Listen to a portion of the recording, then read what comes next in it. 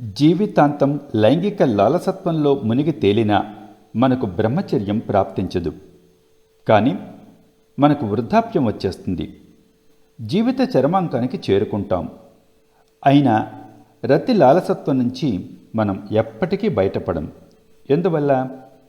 సంభోగించే కళకు సంబంధించిన శాస్త్ర పరిజ్ఞానం గురించి మనకు సరి అయిన అవగాహన లేకపోవడమే అందుకు ముఖ్య కారణం.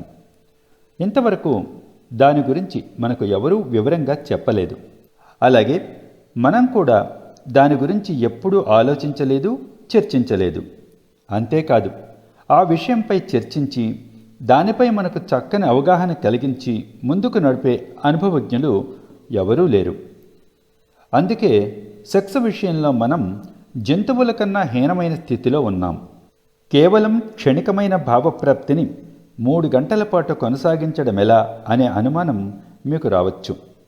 నేను మీకు కొన్ని కీలకమైన సూచనలు ఇస్తాను. వాటిని మీరు శ్రద్ధగా పాటిస్తే బ్రహ్మచర్యానికి మార్గం సుగమమవుతుంది. సంభోగ సమయంలో మీరు తీసుకునే శ్వాస వేగం ఎంత పెరిగితే సంభోగించే సమయం అంతగా తగ్గిపోతుంది. అదే శ్వాస చాలా ప్రశాంతంగా నిదానంగా సాగితే సంభోగించే సమయం ఎక్కువ అవుతుంది.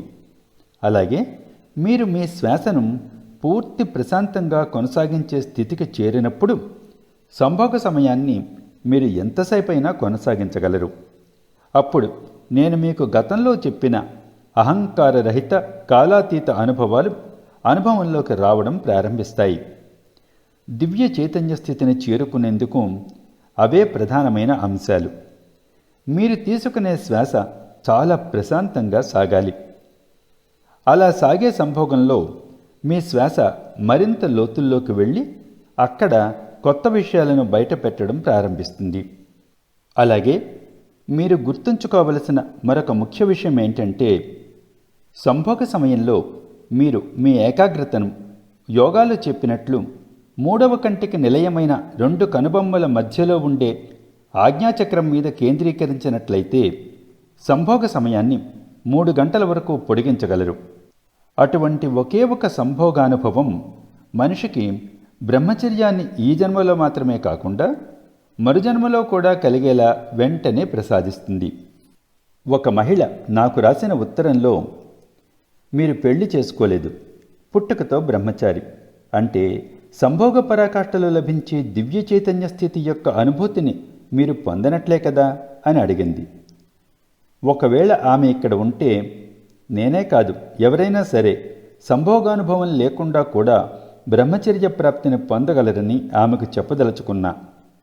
ఆ అనుభవం ఈ జన్మకు సంబంధించినదైనా లేదా గత జన్మకు సంబంధించినదైనా కావచ్చని కూడా ఆమెకు చెప్పదలుచుకున్నా. ఈ జన్మలో పుట్టుకతోటే బ్రహ్మచర్యం పొందడం అనేది వారి గత జన్మలోని సంభోగానుభవాలపైన ఆధారపడి ఉంటుంది తప్ప మరే దానిపైన ఆధారపడి ఉండదని మాత్రం నేను ఖచ్చితంగా చెప్పగలను. గత జన్మలో సంభోగానుభవాలను అత్యధికంగా పొందిన వ్యక్తి ఈ జన్మలో లైంగికత నుంచి విముక్తుడై జన్మిస్తాడు. కనీసం ఊహలలోనైనా సెక్స్ అతనిని ఎలాంటి అలజడికి గురి చెయ్యదు. పైగా సెక్స్ కోసం అందరూ ఎందుకలా పరితపిస్తున్నారా అని అతడు ఆశ్చర్యపోతాడు. అలాంటి వ్యక్తి స్త్రీ పురుషుల మధ్య ఉండే వ్యత్యాసాన్ని గుర్తించేందుకు సైతం కాస్త శ్రమ పడాల్సి వస్తుంది. లైంగిక అనుభవంతో ఎలాంటి గాఢమైన సంబంధం లేకుండా తాను పుట్టుకతోటే బ్రహ్మచారిని భావించేవాడెవడైనా పిచ్చివాడు అవుతాడే కానీ బ్రహ్మచారి కాలేడు. బ్రహ్మచర్యాన్ని ఆచరించేందుకు ప్రయత్నించేవారెవరైనా పిచ్చివారు కాక తప్పదు. ఎందుకంటే బ్రహ్మచర్యాన్ని ఎవరిపైనా రుద్దలేము. అది అలాంటి అంశం కాదు. చాలా గాఢమైన లైంగిక అనుభవం నుంచే అది రూపుదిద్దుకుంటుంది. అలాంటి అనుభవాన్ని జీవితంలో ఒక్కసారి పొందినా అది ఈ జన్మలోనే కాదు, జన్మ జన్మలకు లైంగికత నుంచి అతనికి విముక్తి కలిగిస్తుంది. ఇంతవరకు నేను ఒక పరిపూర్ణమైన అనుభవాన్ని సాధించే విషయంపై 2 ముఖ్యాంశాలను మీతో చర్చించాను. మొదటి అంశం, మీ శ్వాస చాలా ప్రశాంతంగా చాలా నిదానంగా సాగాలి. ఎంత నిదానంగా అంటే అసలు మీరు శ్వాస తీసుకుంటున్నట్లే తెలియనంత నిదానంగా అన్నమాట. రెండవ అంశం, మీ ఎరుకను మీ మూడవ కంటిపై అంటే రెండు కళ్ళ మధ్య ప్రదేశంలో ఉన్న ఆజ్ఞాచక్రంపై కేంద్రీకరించాలి. మీ ఎరుక దానిపై ఎంత ఎక్కువగా ఉంటే అంత గాఢంగా మీ సంభోగం దానంతటదే కొనసాగుతుంది. మీ శ్వాస ఎంత నిదానంగా సాగుతుందో అదే నిష్పత్తిలో మీ సంభోగ సమయం కూడా అంతకంత అధికమవుతూనే ఉంటుంది. అప్పుడు ఇంతవరకు మీరు ఆకర్షణకు లోనవుతున్నది సంభోగం కోసం కాదని, జ్ఞానోదయం దివ్య చైతన్య స్థితి పొందడం కోసమే ఆ ఆరాటమని తొలిసారిగా మీరు తెలుసుకుంటారు. మెరుపులా మెరిసే దాని దర్శన భాగ్యాన్ని మీరు పొందగలిగితే చీకటిలో కనిపించని దారిని సైతం మీరు గుర్తిస్తారు. అప్పుడు ఆ మార్గంలో మీరు చాలా సునాయాసంగా ముందుకెళ్లగలుగుతారు. గోడలు బీటలు వారి ఎటు చూసినా మురికితో కుళ్ళు కంపు కొడుతున్న ఒక గదిలో చాలా కాలంగా మగ్గుతున్న మనిషి ఒక్కసారి ఆ గది కిటికీ తెరిచి చూడగానే ప్రకృతి సోయగాలన్నీ అతనికి కనువిందు చేస్తాయి. దాంతో అతను ఆ గది నుంచి శీఘ్రంగా బయటపడతాడు. అలాగే సంభోగ పరాకాష్ఠలో ఒక్క క్షణం లభించే ఆలోచనారహిత సమాధి స్థితి అది ఎంత అస్థిరమైనదైనా ఏ రోజు దానిని మీరు సరిగా అర్థం చేసుకుంటారో ఆ రోజు నుంచే సెక్స్ చుట్టూ ఉన్న మురికి గోడలు, చీకటి వాతావరణం మీకు అంత ఆకర్షణీయంగా కనిపించవు. దాంతో త్వరలోనే మీరు దాని నుంచి బయటపడతారు.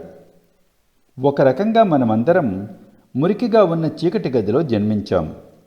ఆ గదినే ప్రపంచం అనుకోకుండా బయట కూడా ప్రపంచం ఉందని తెలుసుకోవలసిన అవసరం మనకు ఎంతైనా ఉంది. అప్పుడే మనం ఆ చెర నుంచి బయటపడి బాహ్య ప్రపంచంలోకి వస్తాం.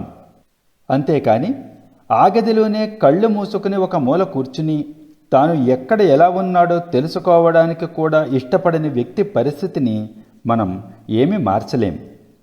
అతడు కళ్ళు మూసుకున్నంత మాత్రాన అతని పరిస్థితిలో ఎలాంటి మార్పు ఉండదు. అతడు అక్కడే ఆ మురికి కూపంలోనే ఉంటాడు. బ్రహ్మచర్యాన్ని బలవంతంగా పాటించే వ్యక్తి సెక్స్ చెరసాలలో బందీగా ఉంటాడు. సెక్స్ విషయంలో మీరు కళ్ళు తెరిచి శారీరకంగా చేసే వాటిని అతడు కళ్ళు మూసుకుని మానసికంగా చేస్తూ ఉంటాడు. మీరు చేసేది సహజమైతే అతడు చేసేది అసహజం. ఇంతకన్నా మీకు అతనికి పెద్ద తేడా ఏమీ లేదు. కానీ అసహజంగా చేసేవన్నీ చివరికి వికటిస్తాయి.